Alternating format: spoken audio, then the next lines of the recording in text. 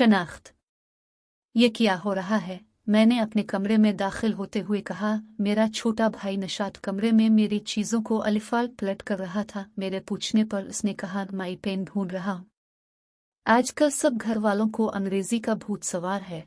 जिसको देखो अंग्रेजी उर्दू दोनों को मिलाकर खिचड़ी बना रहा है। दरअसल एक हफ्ते के बाद खाला जान अपने बच्चों के साथ तकरीबन 10 साल बाद इंग्लैंड से अपने मुल्क पाकिस्तान आ रही थी। इसलिए सब अंग्रेजी बोलने की तैयारी कर रहे थे कि अच्छी अंग्रेजी बोलनी आ जाए ताकि उन सब के सामने शर्मिंदगी ना अलिफाटेन पड़े। कल ही की बात है कि मैं अपने कमरे में बैठा पढ़ रहा था कि मुझे कुछ प्यासी महसूस हुई। मैंने मुलाजमा से कहा, एक गिलास वाटर ला दो। इस बेचारी की समझ में न जाने क्या आया, वो एक गिलास और एक टमाटर लेकर आ गए।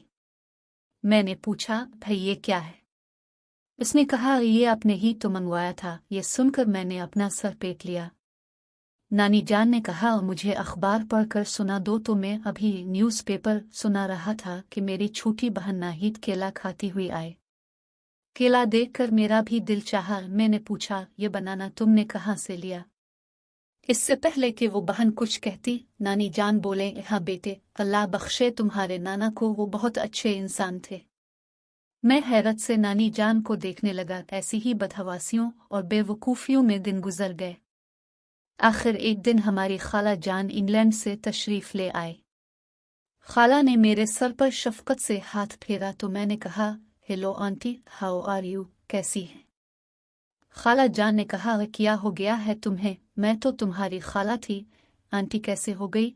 ये सुनकर मैं बहुत शर्मिंदा हुआ। मेरे तमाम कज़न्स पाकिस्तानी लिबास पहने हुए थे और अपनी कौमी ज़बान उर्दू में बात कर रहे थे। जब उन्होंने हम पाकिस्तानियों को उर्दू इंग्लिश गुड मुड करते पाया तो कहा, अरे भाई क्या हो गया तुम लोगों को? अपनी कौमी ज़बान में बात क्यों नहीं करते? हमारी कौमी ज़बान कितनी मीठी और प्यारी है। रात को जब मेरा कज़िन जवाद मेरे कमरे में सोने के लिए लेटा तो उसने बताया कि हम सब लोग इंग्लैंड में रहकर भी अपनी मादरी ज़बान और अपने रस्म व रिवाज को नहीं भूले हैं। हम घर में भी उर्दू बोलते हैं, पाबंदी से नमाज पढ़ते हैं और अपना कौमी लिबास ही पहनते हैं। गैर मुल्की ज़बानें सीखना और बोलना अच्छी बात है, लेकिन अपने हम वतनों के सामने इसका रोब नहीं डालना चाहिए, क्योंकि हमारी शनाख्त पाकिस्तान से है। जिस वक्त ये बातें जवाद मुझसे कर रहा था तो मेरा सर शर्मिंदगी से झुका जा रहा था।